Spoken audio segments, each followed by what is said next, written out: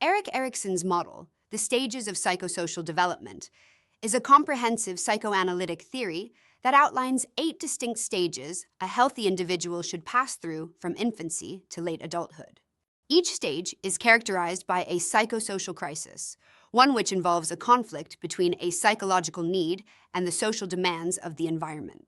Successfully navigating these crises leads to the development of specific virtues, contributing to a healthy personality. While Erikson's model remains influential, it's important to recognize that it was developed in a different social context. Contemporary critiques often point to the model's potential, cultural, and gender biases, along with the need to account for the increasing complexities of modern life. Changes in family structures, technological advancements, and shifting societal norms all contribute to the need for a more nuanced understanding of psychosocial development. Therefore, while Erikson's model is a very good base, modern thought has expanded upon it. Erikson's theory of psychosocial development describes 8 stages that every person navigates from birth to old age. Each stage presents a unique challenge, a conflict between 2 opposing forces that shapes our personality and outlook on life. Successfully resolving these conflicts leads to the growth of a specific virtue, while failure can leave us with lingering struggles. Here's a breakdown of the 8 stages. Trust versus mistrust, infancy from conception to 1 year. Focus. In the first year of life, a baby depends completely on caregivers for food, warmth, and love. What happens? Picture a newborn crying for a bottle or a diaper change. When caregivers respond reliably with care and affection, the baby learns the world is a safe place. This builds hope, the belief that needs will be met, even when times are tough. But if caregivers are inconsistent or neglectful, the baby may grow up fearful and mistrustful, unsure if anyone can be counted on. Autonomy versus shame and doubt. Early childhood, 2-3 years. Focus. Toddlers start testing their independence, tackling tasks like walking, feeding themselves, or picking out clothes. What happens? Imagine a 2-year-old proudly shouting, "I do it!" When encouraged to try, even if they spill juice everywhere, they develop will, a sense of control over their actions. But if they're harshly criticized or overly restricted, they might feel ashamed of their efforts and doubt their abilities, hesitant to step out on their own. Initiative versus guilt. Preschool, 3-5 years. Focus. Preschoolers dive into the world with curiosity, planning games, asking questions, and taking charge of their playtime. What happens? Think of a child pretending to be a superhero or insisting on helping in the kitchen. When supported, they gain purpose, the confidence to set goals and pursue them. But if their ideas are dismissed or they're scolded for overstepping, they might feel guilty, afraid to take the lead in the future. Industry versus inferiority. School age, 6-11 years. Focus. School-aged kids work on mastering skills, reading, math, teamwork, and measuring themselves against their peers. What happens? Picture a child beaming after acing a spelling test or scoring a goal. Success here builds confidence, a pride in their growing abilities. But if they struggle to keep up or feel outshone, they might develop inferiority, convinced they'll never measure up. Identity versus role confusion, adolescence, 12-18 years. Focus. Teens explore who they are, trying on different identities through hobbies, friendships, and beliefs. What happens? Imagine a teenager dyeing their hair, joining a band, or debating big ideas. When they piece together a sense of self that feels true, they develop fidelity, loyalty to their own values. But if they can't figure out who they are or buckle under pressure to fit in, they might face role confusion, lost in uncertainty about their place in the world. Intimacy versus isolation, young adulthood, 19-40 years. Focus. Young adults seek close, meaningful relationships, romantic, platonic, or professional. What happens? Think of someone building a life with a partner or leaning on a tight-knit group of friends. Success fosters love, the ability to trust and connect deeply. But if fear of rejection or past hurts keeps them at arm's length, they might end up isolated, feeling alone even in a crowd. Generativity versus stagnation, middle adulthood, 40-65 years. Focus. Middle-aged adults aim to leave a legacy, whether through parenting, mentoring, or contributing to their community. What happens? Picture someone coaching a kid's soccer team or pouring their heart into a creative project. When they feel their efforts matter, they develop care, a sense of responsibility for the future. But if they feel stuck or uninspired, they might slip into stagnation, wondering if their life has any lasting impact. Ego integrity versus despair, late adulthood, 65 plus years. Focus. Older adults reflect on their lives, weighing their achievements and regrets.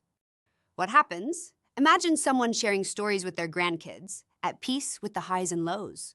Accepting their journey brings wisdom, a calm understanding of life's ups and downs. But if they're haunted by what-ifs or feel their life fell short, they might sink into despair, unable to find closure. The digital age has reshaped psychosocial development. From online identities to virtual relationships, modern challenges impact our growth. Let's explore how these changes necessitate a new understanding of Erikson's stages. Introducing Erikson's Psychosocial Development 2.0, a framework for today's world. This updated model addresses identity, relationships, and personal growth in the digital era, offering insights for well-being and resilience. Secure attachment in infancy begins with caregivers who offer reliable warmth, consistency, and emotional responsiveness. This can involve tuning in promptly to an infant's cues, whether through soothing touch, focused eye contact, or using gentle, reassuring tones, and ensuring basic needs are met without unnecessary delay. In our digital age, it's important to limit screen distractions so that caregivers can maintain emotional availability and help infants regulate their feelings through face-to-face engagement.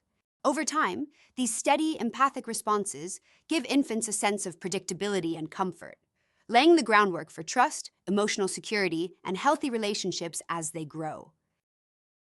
Digital interactions call for consistent transparency, thoughtful engagement, and the willingness to extend empathy across virtual boundaries.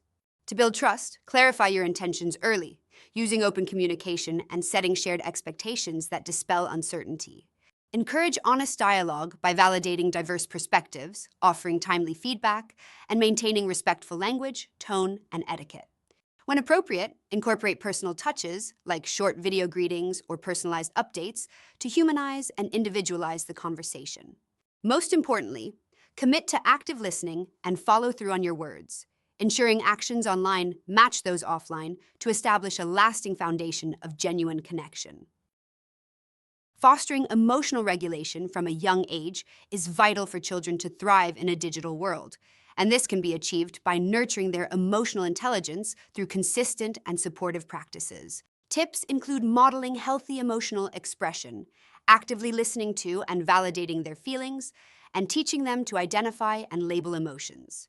Encourage open communication about online experiences, helping them recognize how digital interactions impact their feelings. Additionally, introduce coping strategies like deep breathing or mindfulness to manage frustration or anxiety, and set healthy boundaries around screen time to prevent overstimulation. Remember to provide a safe and supportive environment where children feel comfortable discussing their emotions, both online and offline, ensuring they develop the essential skills for emotional resilience. Balancing empowerment and overcontrol is key in early childhood. Encourage exploration and decision-making in a safe environment to foster autonomy and confidence. Technology plays a significant role in shaping early childhood autonomy, which is a child's ability to make decisions, explore their surroundings, and develop independence. Digital tools such as educational apps and interactive games can either support or hinder this process depending on how they're used. Let's learn how technology impacts autonomy and provide clear examples of how it can help or hinder a child's sense of independence, along with practical tips for parents and caregivers. What is early childhood autonomy? Autonomy in early childhood refers to a child's growing ability to think and act independently. It's about making choices, solving problems, and exploring the world in ways that build confidence and self-reliance. Technology, a constant presence in modern life, can influence this development in both positive and negative ways. How technology supports autonomy. Digital tools can empower children by offering opportunities for self-directed learning, creativity, and decision-making. Here are some ways technology helps, with examples. Educational apps for self-directed learning. Apps like Khan Academy Kids or Endless Alphabet allow children to choose what they want to learn, letters, numbers, or shapes, and explore at their own pace. Example, a 4-year-old picks an app to practice counting, deciding when to move from numbers to colors. Completing tasks on their own boosts their confidence and sense of control. Interactive games that encourage decision-making. Games like Toca Boca or Minecraft in creative mode let kids create and experiment without rigid rules. Example, a child builds a house in Minecraft, choosing the design and materials. This freedom to decide fosters initiative and problem-solving skills. Voice-activated assistance for exploration. Devices like Alexa or Google Home let kids ask questions and get answers instantly, encouraging curiosity. Example, a 5-year-old asks, "Why do birds fly?" and follows up with more questions. This self-led exploration builds independence in seeking knowledge. How technology hinders autonomy. While technology can be beneficial, it can also limit independence if misused or overused. Here's how it can hinder autonomy with examples. Overly structured apps that limit creativity. Some apps provide too much guidance, leaving little room for imagination. Example to hinder. A coloring app restricts a child to filling in pre-drawn lines, preventing them from drawing freely. This can make them feel they need constant direction, reducing autonomy. Excessive screen time, replacing hands-on play. Too much time on devices can cut into activities like building, pretending, or outdoor play, which are key for developing independence.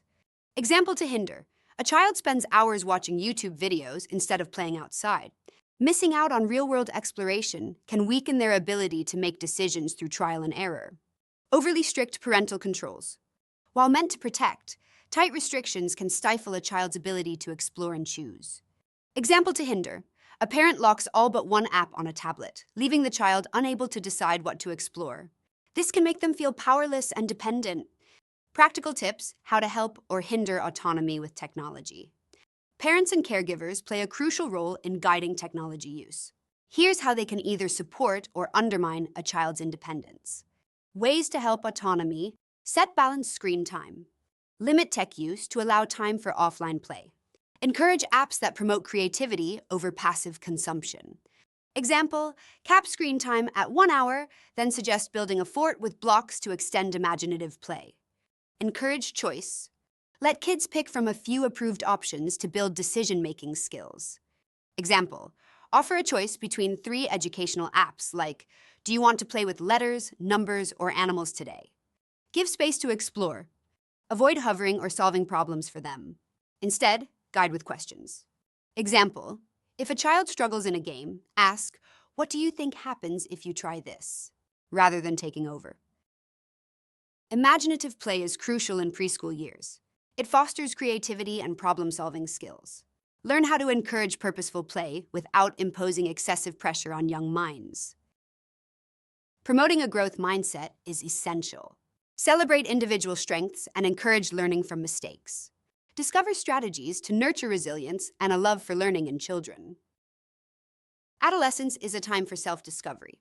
Support teens in exploring their values and beliefs, helping them find meaning in a complex world.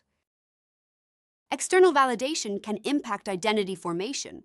Understand its effects and learn strategies to help adolescents build a strong, authentic sense of self.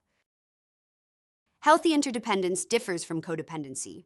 Learn the skills needed to build and maintain healthy relationships while preserving individual identity. Communication is key in relationships. Discover the importance of open dialogue and how it strengthens connections in young adulthood.